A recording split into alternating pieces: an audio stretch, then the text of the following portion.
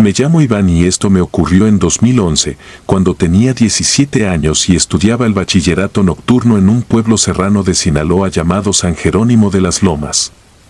No es famoso ni sale en mapas detallados, es un sitio de aire seco, calles empedradas y faroles que parpadean con la brisa como si respiraran. En lo alto del pueblo se levanta una iglesia vieja, de cantera pálida y cúpula rajada, la parroquia de San Miguel. Los mayores dicen que la reconstruyeron sobre un templo anterior que un incendio devoró hace décadas. Otros aseguran que el incendio fue excusa para ocultar algo peor. Yo no creía en nada de eso. Caminaba por ahí todos los días sin pensarlo, porque el camino de la escuela a mi casa pasaba inevitablemente frente a la reja negra de aquella iglesia. Aquella noche fue la última de la feria patronal. Había polvo de confeti pegado a la banqueta, olor a fritanga y música apagándose en ráfagas por el viento. Se me había hecho tarde. Revisé el celular, 11:56 de la noche. A esas horas las calles se vacían. Tomé la ruta habitual y, al doblar la esquina de la parroquia, oí las campanas. No el repique festivo de las tardes, sino 3 golpes espaciados, lentos, como un pulso enfermo. Track. Espera. Track. Espera. Track. Miré al campanario. No vi a nadie arriba, solo un halo de luz amarillenta en las ventanas de la nave central. Era extraño, porque entre semana el templo cerraba a las 8. Me acerqué a la reja, más por curiosidad que por valentía. El metal frío me ensució las palmas. Dentro, las luces del altar estaban encendidas y proyectaban sombras largas. Algo se movía lento y coordinado, como si los bancos respiraran. Me quedé pegado al barrotes, sin querer, con esa torpeza de quien juega con la idea de asustarse. Entonces escuché un murmullo. No era español, tampoco latín, eran sílabas rotas, como un rezo deshilachado que cambiaba de ritmo. Me vino a la cabeza esa sensación inexplicable de peligro que te empuja a cruzar de acera. Debería haber seguido de frente. En vez de eso, rodeé la barda hacia la parte trasera de la iglesia, donde una ventana alta tiene los vidrios viejos, llenos de polvo y grasa de velas, y permite ver el altar desde un ángulo casi lateral. Me subí a una jardinera de cemento y miré adentro. Había una fila de mujeres de velo negro arrodilladas, sin hábito tradicional, solo faldas largas y blusas oscuras. En el centro, una mujer mayor, la que dirigía, llevaba una capa roja bajo la luz. Detrás, sobre las gradas del altar, habían retirado la mesa y el mantel, la cruz, cubierta por una tela. Lo que heló la sangre no fue la disposición, sino el hedor. Sí, pude olerlo incluso desde la ventana, una mezcla de humedad añeja, cera recalentada y algo agrio, como carne dejada a la intemperie. Entonces vi que tenían una soga atada a una viga lateral, el nudo corredizo abierto, reposando sobre un reclinatorio de madera. Las campanas sonaron otra vez. La mujer de capa roja levantó una mano y las demás se pusieron de pie. El murmullo subió. Se trataba de un ritmo, de marcas en el suelo, de pasos medidos que seguían un patrón. Una de las mujeres se adelantó, joven, apenas mayor que yo, tenía el rostro congestionado, los ojos hinchados por el llanto y, sin embargo, caminaba con voluntad hacia el nudo. No había gritos, no todavía, sino una suerte de obediencia desesperada, como si buscaran contentar algo invisible. Yo no podía moverme. Sentí la tierra fría en las pantorrillas, como si la jardinera quisiera absorberme. Una parte de mí entendía que aquello no era un ensayo ni una penitencia teatral. Era otra cosa. La mujer subió al reclinatorio, metió el cuello en el nudo y miró al frente. La de capa roja hizo un gesto. 2 de las demás tiraron de la cuerda. El primer sonido fue un crujido seco de madera. El segundo, un jadeo cortado que me clavó las uñas en las manos. La muchacha pataleó, arañó el aire con dedos rígidos y el murmullo se volvió canto. No como un rezo humano, sino como una imitación de voces, un temblor colectivo que modulaba sílabas incomprensibles. Cerré los ojos. No sé cuánto tiempo los tuve cerrados. Cuando los abrí, la cabeza de la chica colgaba ladeada. Las campanas no estaban sonando y sin embargo seguía escuchándolas como si me retumbaran desde dentro. Quise bajarme, correr, pero mis piernas no respondieron. Fue en ese momento cuando algo cruzó la luz. No era una persona. Tampoco un animal que yo conociera. Fue una sombra densa, una forma alta que caminó desde el costado del altar hacia el pasillo central. No tenía rasgos, pero su borde vibraba como si estuviera hecho de humo pesado. Al pasar frente a las velas, las llamas se inclinaron, no hacia él, sino como si se echaran atrás por miedo. Las mujeres cayeron de rodillas, incluyendo la de la capa. La sombra se detuvo frente al cuerpo, inclinó apenas lo que suponía su cabeza, y yo sentí un tirón, un hilo transparente arrastrándome desde el esternón. Entendí que me habían visto. No con ojos, sino con algo más antiguo que los ojos. Logré moverme agachado, tropezando con las plantas secas de la jardinera, rasgándome los jeans. Corrí por el callejón lateral, resbalé en grava, me levanté. Las campanas repicaron otra vez, ahora rápidas, burlonas, sin manos que las tocaran. Crucé la plaza y no paré hasta entrar a mi casa, donde mi madre me soltó un regaño que no escuché completo. Me encerré en mi cuarto, me metí bajo la regadera y me quedé ahí, sentado, con el agua fría resbalando hasta que las manos me dejaron de temblar. Esa noche no dormí. A las 3:12 de la mañana, cuando el pueblo entero estaba mudo, otra vez sonaron 3 golpes de campana. Mi ventana vibró. Los días siguientes procuré rodear 3 cuadras para no pasar frente a la parroquia. Sin embargo, San Jerónimo es pequeño y la iglesia se alza desde casi todas las calles. Sentía que su cúpula me seguía con un ojo apagado. En la tienda, entre el pan y los refrescos, noté a 2 de aquellas mujeres. No llevaban velo, vestían como cualquier vecina, con bolsas del mandado, pero sus rostros eran lisos, sin expresión. Una de ellas estuvo parada demasiado tiempo frente al refrigerador, con la puerta abierta, mirando botellas como si estuviera eligiendo una palabra. Al final no compraron nada. Al salir, una se giró y me miró por primera vez. Fue una sensación física, un vaso de agua derramado dentro de la camisa. Esa noche puse un mueble contra la puerta de mi cuarto. No quise contarle a nadie. En los pueblos, los relatos se convierten en chisme y los chismes en destino. Pasé una semana inventándome rutas y pretextos, hasta que el lunes siguiente, por costumbre, distracción o fatiga, tomé el camino de siempre después de clase. Cuando me di cuenta ya estaba frente a la reja. Estaba cerrada. Adentro, el altar apagado. Los faroles de la plaza zumbaban. Me juré a mí mismo que era momento de dejar el miedo en su sitio. Me acerqué a la puerta lateral para tocar madera, comprobar que no hubiera nadie y seguir. Antes de que alzara la mano, el pestillo sonó por dentro. Un giro suave.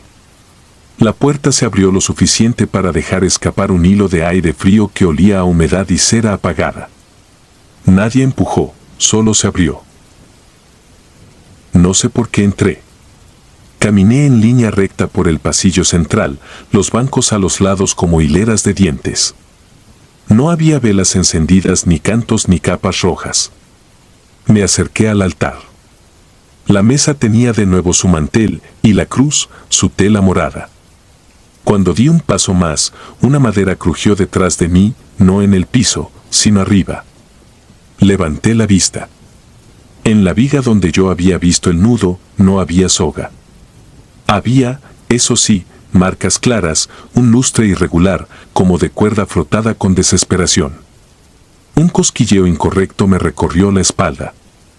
Me giré para salir. La puerta, la que había quedado entornada, estaba cerrada. No fue el encierro lo que me asustó. Fue el sonido que vino del confesionario. Un respirar bajo, como de alguien que llora sin querer hacer ruido. Me acerqué porque el miedo tiene, a veces, la forma del impulso. La cortinilla estaba corrida.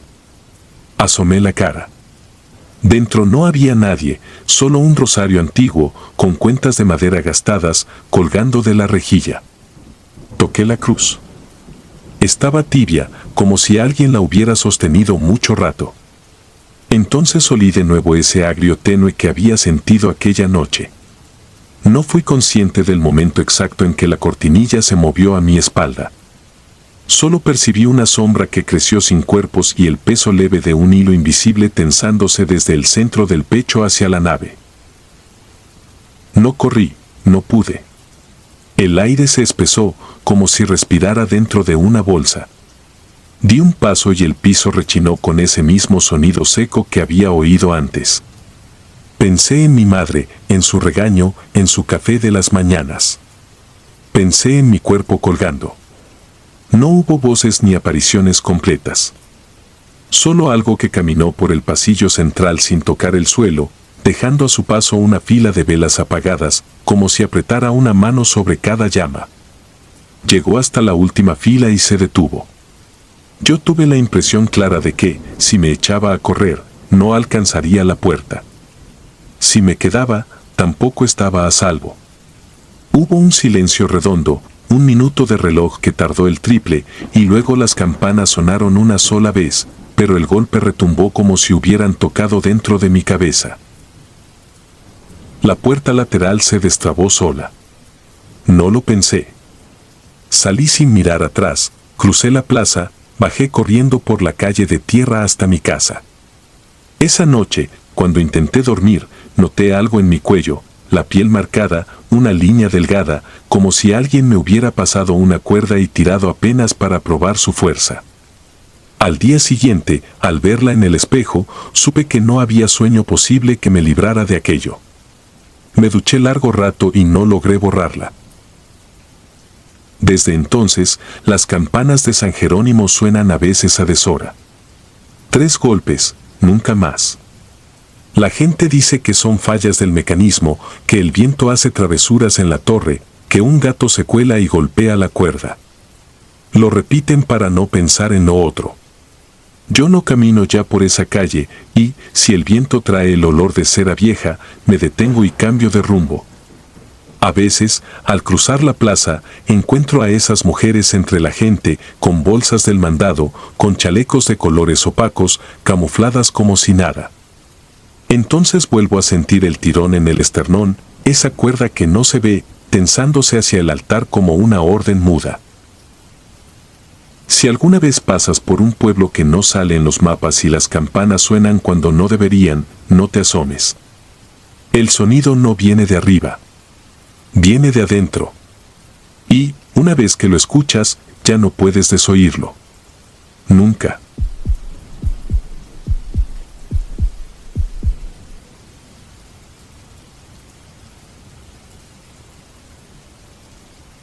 Me llamo Elías y esta historia no es un rumor ni una leyenda de pasillo. Me sucedió en 1998, cuando mis padres me metieron a un internado en la Loma Norte de Morelia. No era un colegio cualquiera. Lo dirigían monjas de mirada limpia y manos siempre frías, mujeres que rezaban con los labios cerrados y caminaban como si el suelo fuera frágil. A un costado del edificio principal, pegada a un patio de lavaderos, se levantaba una iglesia de piedra volcánica, muy vieja, con una torre que parecía cosida al cielo. A esa iglesia la llamábamos la Antigua. No sé si era su nombre real.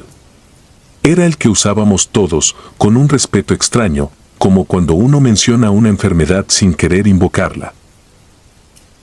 La primera noche, mi compañero de litera me advirtió que, si me despertaba cerca de las 11, evitara mirar por la ventana. Me pareció un consejo tonto. Yo miré igual. En el patio, la luz del farol parpadeaba como un animal cansado. Las sombras eran largas y delgadas, y la puerta de la Antigua, que estaba asegurada con una tranca gruesa y una cadena de hierro, vibraba con golpes que parecían venir de adentro. Pensé en el viento. Luego caí en cuenta de que, a esa hora, el aire estaba quieto. Ni una hoja se movía. Me obligué a dormir. El internado tenía un orden perfecto que se volteaba en cuanto anochecía. Por el día, todo eran enciclopedias, uniformes planchados, cantos en latín que se aprendían por repetición. Por la noche, el sistema respiraba por otra parte del edificio. Las cañerías hacían un susurro que se confundía con pasos en los pasillos. Las monjas no hacían rondines ruidosos. De pronto una estaba detrás de ti y te pedía que bajaras la voz y luego se iba sin dejar sombra. Vivíamos en dormitorios de 6 literas. La mía quedaba justo frente a una ventana estrecha con vista al ábside de la iglesia. Desde ahí vi cosas que me gustaría poder negar. La segunda semana me despertó un golpe seco. Miré el reloj, 11:03. Me levanté con cuidado, puse los pies sobre el mosaico y sentí frío, un frío que no venía de octubre sino de algún lugar húmedo y profundo. Me asomé. La cadena de la puerta colgaba, suelta. La tranca estaba en el suelo, como si la hubieran arrojado con rabia. El farol hizo un último esfuerzo y se apagó. Cuando los ojos se acostumbraron, noté que la oscuridad no era uniforme. Había un gris más pálido en el marco de la puerta abierta. No quise mirar más. Al volver a la litera, juraría que alguien respiró detrás de mí, un aliento con olor a cera y a ropa guardada durante años. En el comedor circulaban historias con la misma naturalidad con la que circulaba el pan duro de las mañanas. Nadie contaba nada en voz alta. Uno dejaba caer una frase, otro completaba la escena y en conjunto armábamos una especie de mapa del miedo. Se decía que, décadas atrás, la Antigua había servido de refugio cuando la ciudad ardía por una epidemia. Se decía que la gente entraba y no siempre salía por la puerta. O salía distinta. Se hablaba de una campana ahogada, enterrada para que no llamara a los muertos. Las monjas no desmentían nada. Sonreían sin dientes y seguían. Mi primer castigo cayó por un descuido. A media tarde encontré, detrás del coro, una puerta baja con pintura negra y un cerrojo oxidado. La curiosidad venció. Empujé. Detrás, un pasillo angosto lleno de un olor acre, mezcla de humedad y cirio. Había un cuartito con estantes. No era el almacén de velas, como habría querido creer. Era otra cosa. Sobre la repisa central había cajas con etiquetas escritas a mano, cabellos, listones, promesas. Un librito delgado en latín, abierto, sostenía una aguja clavada en el margen. Antes de tocar nada, oí pasos. La hermana Lucía me encontró ahí. No me gritó. Me tomó del codo con una fuerza impropia de su cuerpo delgado y me llevó delante de la Madre Superiora. Me impusieron 4 noches de capilla, limpiar, pulir, permanecer en silencio hasta el toque de queda. La primera de esas noches fue también la primera vez que escuché la misa que no era misa. Comencé a limpiar bancos cerca de las 10. A las 10:30, las paredes ya devolvían el eco de mis pasos con un retraso enfermo. A las 11, sin que se abriera la puerta principal, se encendieron 2 cirios en el altar mayor. Nadie los prendió. La llama nació del mismo aire, como si hubiera estado esperando la hora exacta. Tuve la intención de correr. Me quedé. Había aprendido que, en ese lugar, huir no sirve, solo arrastra detrás el miedo como una sábana mojada. Me arrodillé fingiendo rezar y agaché la cabeza, pero entre los dedos vi pasar sombras que no seguían el sentido de la luz.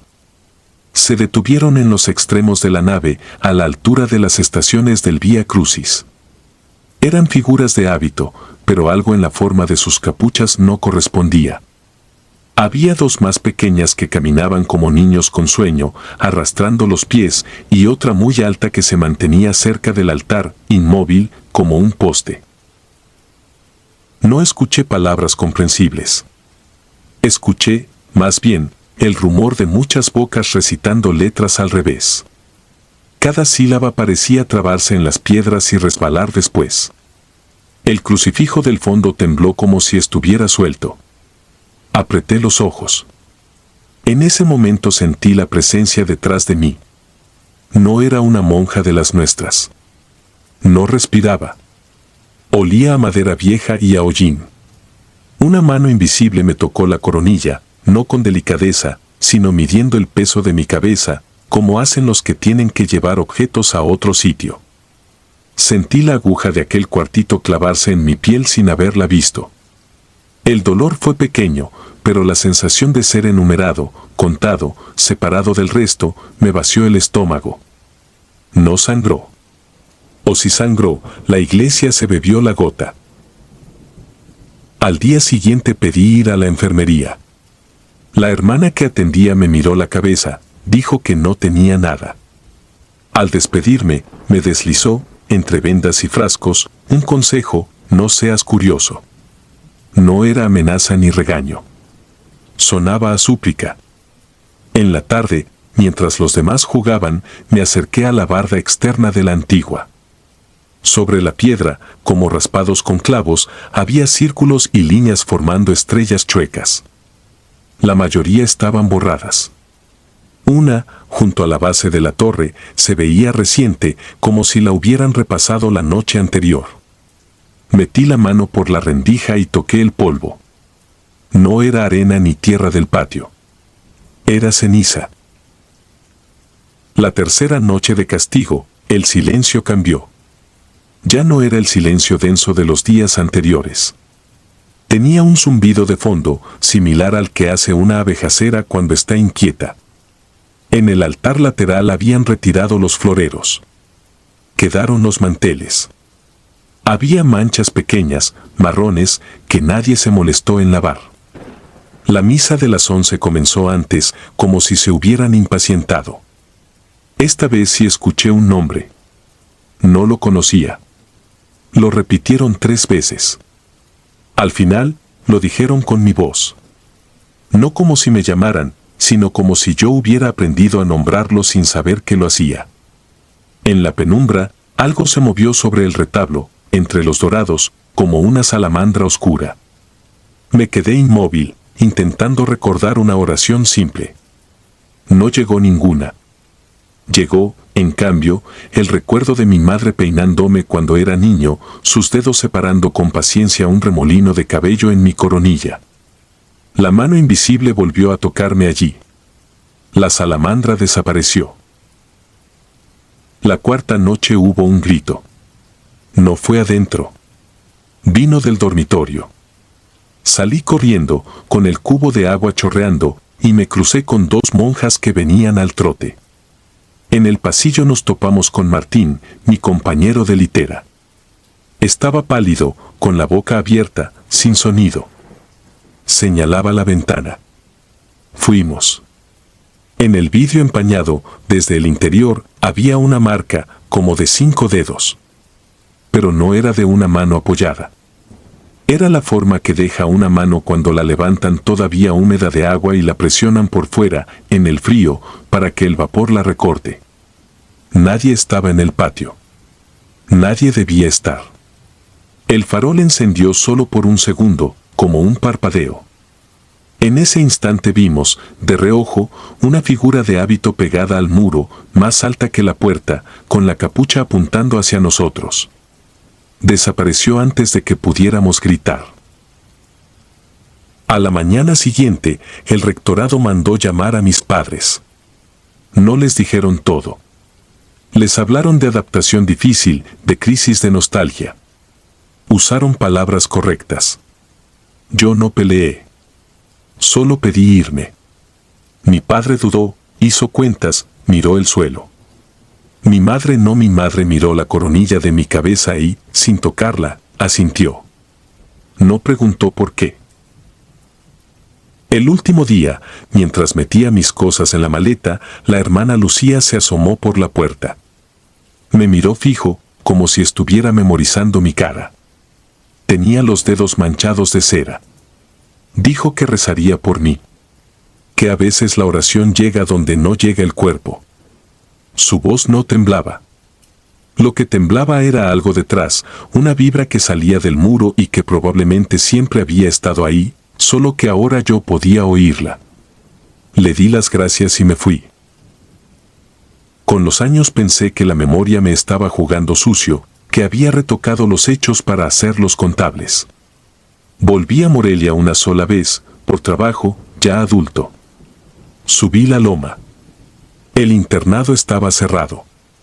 Crecían hierbas por las grietas y las ventanas estaban tapiadas. La antigua seguía en pie. La cadena, nueva. La tranca, reforzada. En la torre faltaba media campana. Caminé alrededor. Encontré, a ras del piso, una pequeña puerta de servicio con una rejilla. Por ahí salió un aire helado, olor a incienso viejo y a estantes de madera húmeda. Me arrodillé sin razón. Toqué la piedra. Sentí, bajo la piel, el pulso ajeno de lo que no se va porque nadie se atreve a nombrarlo correctamente. No voy a decir que desde entonces no duermo. Duermo, pero ligero. A veces, a las 11, se me hace un hueco en el pecho, un buzón que recoge sonidos viejos. Cuando el departamento está en silencio, el refrigerador apagado y el perro del vecino ya no ladra, escucho, muy lejos, una misa que no es misa, un murmullo que no tiene idioma y, por encima, un roce en mi coronilla, como si alguien contara cuántas veces he logrado huir. No me cruzo con monjas por la calle, y sin embargo, cuando paso junto a una iglesia, me cambia la temperatura del cuerpo. El cuero cabelludo se me aprieta alrededor del remolino, como si un hilo invisible intentara tirar de mí hacia atrás. Casi nunca cuento esto. Cuando lo hago, no busco convencer a nadie. Solo necesito que exista afuera, con su propia forma, para que no me modele por dentro. Si algún día te encuentras una iglesia silenciosa, con la puerta asegurada por una cadena que vibra sin viento, no te acerques. Hay templos que no están para nosotros. Hay horas que no están para nadie. Y hay nombres que, cuando los repiten con tu voz, te dejan marcado donde no se ve, justo en la coronilla, para que cada vez que el reloj marca las 11, algo sepa encontrarte, aunque duermas, aunque estés lejos, aunque finjas que ya no lo recuerdas.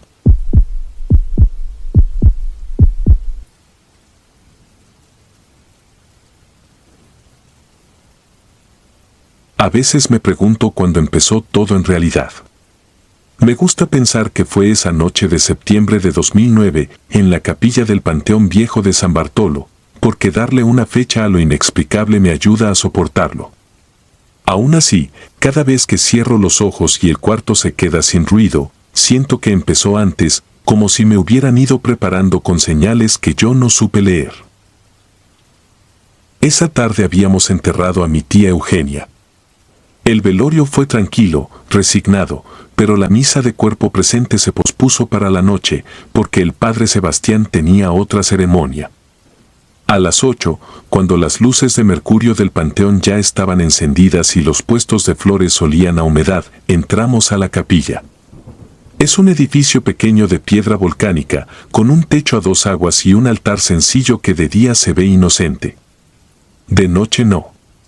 De noche el yeso luce gris, los santos parecen más serios y el aire guarda una corriente helada que sube desde el piso, como si la tierra respirara por una grieta invisible.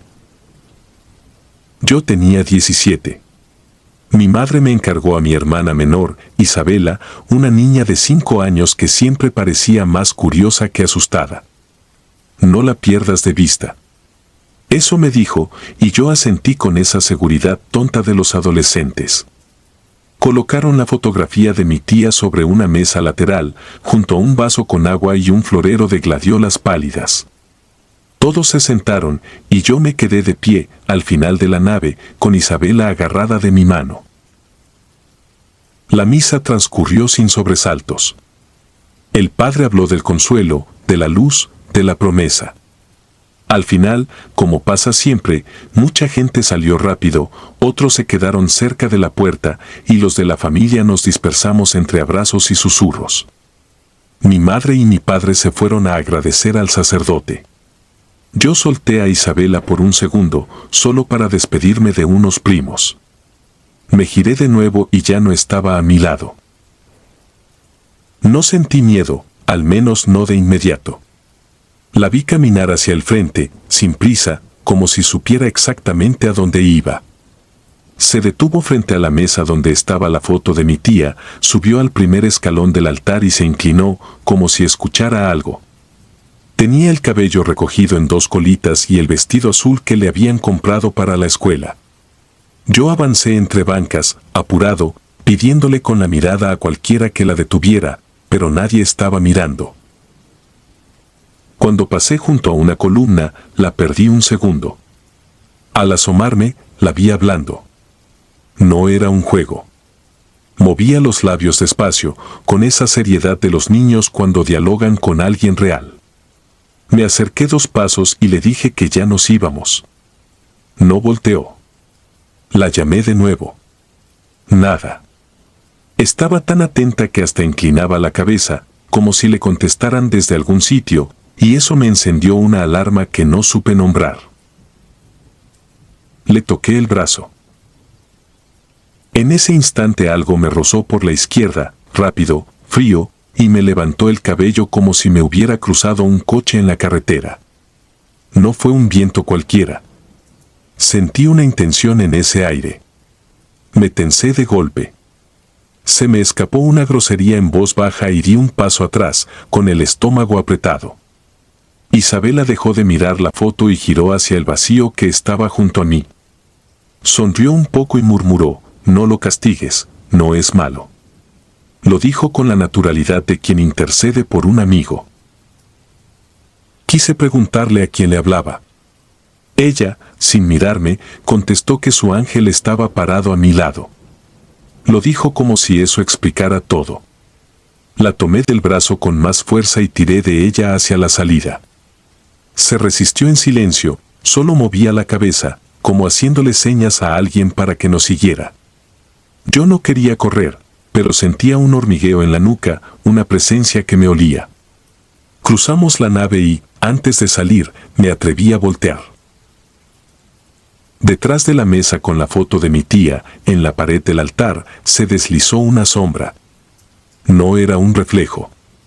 Pasó por detrás del marco, como si la pared tuviera profundidad, una especie de pasillo oculto. Se me heló la lengua. Salí casi tropezando. Afuera, mi madre nos esperaba con los brazos extendidos. Le entregué a Isabela y traté de explicarle, pero las palabras me salieron desordenadas. Mi primo Hugo me escuchó con paciencia y, cuando terminé, me dijo que no me sorprendiera. Detrás del altar, agregó, están las cenizas. Un cuarto con nichos donde guardan urnas. Aquí todos hablan solos, bromeó sin gracia, y se encendió un cigarro. Esa noche dormí en el cuarto de mi hermano mayor. Tenía vergüenza de admitirlo, pero preferí su respiración al silencio. 3 días después todavía me despertaba con el cuerpo sudado y esa sensación de que alguien pasaba junto a mi cama, dejando frío. Isabela, por su parte, no recordaba nada. Le pregunté si se acordaba de su ángel y me miró como si le estuviera inventando un juego nuevo. ¿Cuál ángel? Soltó una risa que no me tranquilizó. Quise creer que todo fue la sugestión del panteón, el duelo, el cansancio. Lo quise creer hasta que tuve que volver a la capilla. Una semana después, mi madre me pidió que la acompañara a retirar un rosario que había dejado sobre el reclinatorio. Era mediodía, pero el cielo estaba opaco y amenazaba lluvia. La capilla estaba abierta y vacía. Adentro, la luz entraba por las vidrieras con colores enfermos. El padre Sebastián no estaba, en su lugar, un sacristán viejo, con manos de yeso, barría en silencio. Mi madre se fue directo al reclinatorio y yo me quedé de pie, mirando el altar con la precaución de quien entra a una jaula vacía. Intenté localizar la puerta del cuarto de cenizas y no la vi. No había puerta. Solo la pared lisa, de pintura desconchada. Di 3 pasos, buscando una rendija, una bisagra. La pared respiraba frío, como si hubiera agua del otro lado. El sacristán se acercó con la escoba y, sin que yo preguntara, dijo que no había puerta por ahí. Señaló hacia un lateral, un pasillo estrecho que yo no había visto. Por allá. Me contó, sin que yo se lo pidiera, que el cuarto de urna se había hecho hace décadas, cuando el panteón se llenó. Antes estaba la sacristía original, pero se quemó. Le miré los ojos. No parecía querer asustarme. Se guardaron las cosas en la cripta. Las cenizas empezaron a llegar después. Hizo una pausa y añadió una frase que no supe si era un chiste. A veces se confunden los que cuidan. No dormí bien esa semana. Empecé a soñar con vidrieras que vibraban, con pasos que rodeaban mi cama sin dejar huella. No le dije nada a nadie.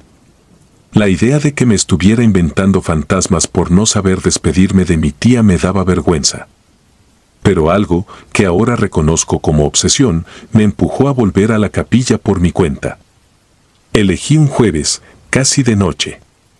Me escondí unos minutos entre las tumbas hasta que ya no quedaba gente, y entré. La nave estaba vacía, con 2 velas encendidas que no parpadeaban. Caminé hacia el pasillo lateral y encontré la puerta de metal del cuarto de urnas. Tenía un vidrio opaco en el tercio superior. Me acerqué. Del otro lado no había luz, pero el vidrio dejaba adivinar formas. Toqué la chapa. Abierta. Entré con el corazón en la boca. Olía a polvo húmedo y a flores viejas. Las paredes estaban llenas de nichos con placas de mármol. Algunas tenían fotografías, otras, solo fechas. Sentí que el piso bajaba un poco hacia el centro, como si el cuarto hubiera sido más grande y lo hubieran achicado. Caminé entre los nichos, torpe, pidiéndome que me detuviera a mí mismo. Fue entonces cuando lo escuché. No era un susurro. Era el roce de alguien moviéndose rápido junto a mi oreja, el mismo viento con intención que había sentido una semana antes. Me detuve. No tuve valor de voltear. Al frente, contra la pared, había un pequeño altar con un cuadro viejo. Me acerqué con lentitud. Era un ángel pintado a mano, el tipo de ángel dulce que se coloca para niños.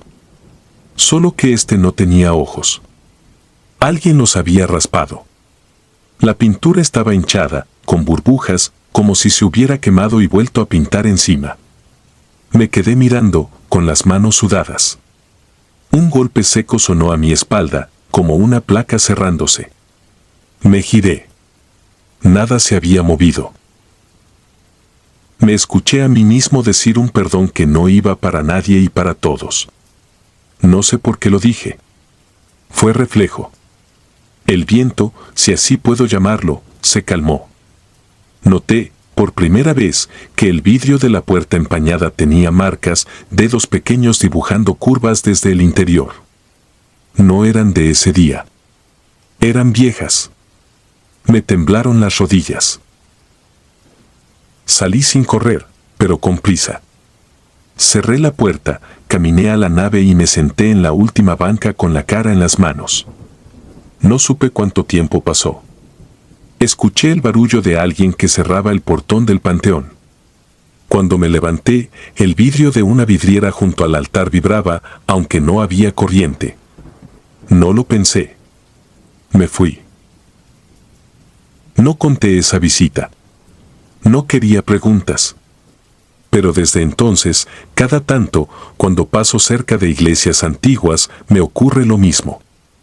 El cabello se me levanta un poco, un aire frío me roza la oreja, y tengo que apretar la mandíbula para no pedir permiso en voz alta. Isabela creció. Nunca volvió a hablar de ángeles. A veces le preguntamos, en reuniones familiares, si recuerda algo de aquella noche.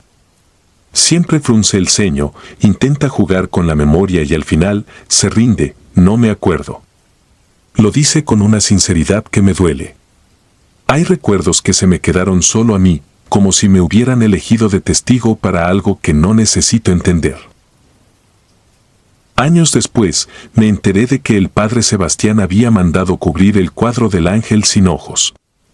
Lo supe por una vecina que vende velas y rosarios afuera del panteón. Dijo que lo taparon con un lienzo porque a los niños les daba miedo. Añadió que algunos feligreses aseguraban sentir un aire frío junto al altar, siempre del lado izquierdo. Me preguntó si yo también lo había sentido. Le dije que no, que quizá eran cosas del clima. Mentí con una facilidad extraña. He intentado encontrarle una lógica, una línea que lo haga menos absurdo. Pensé que Isabela pudo haber repetido cosas que escuchó, que yo confundí el sonido de una placa que se cierra con un empujón de aire, que el cuadro del ángel era solo una mala restauración. Todas son explicaciones plausibles, pero ninguna me devuelve la calma. Lo único que me funciona, cuando la noche se alarga, es recordar la frase torpe del sacristán: a veces se confunden los que cuidan. Desde entonces miro a los ángeles de las iglesias con otra clase de respeto. Quizá no están para protegernos a nosotros, sino para cuidar lo que nosotros no vemos y que, de vez en cuando, se acerca demasiado. Quizá esa noche, junto a la foto de mi tía, a alguien le molestó que yo jalara a Isabela de un diálogo que no me correspondía y quiso rozarme para que lo supiera. No fue un aviso de maldad. Fue una presencia celosa, antigua, que reclamaba su lugar. No volví de noche a la capilla de San Bartolo. Me basta pasar por afuera para sentir, en la piel, el contorno del cuarto de urnas detrás del altar, como si la piedra respirara. Cuando el aire de septiembre baja por las calles y me despeina, no me enojo. Bajo un poco la cabeza. No pido perdón en voz alta, pero lo pienso. Y, por un segundo, juro oír, del lado izquierdo, una respuesta que no entiendo, hecha de ceniza y de silencio.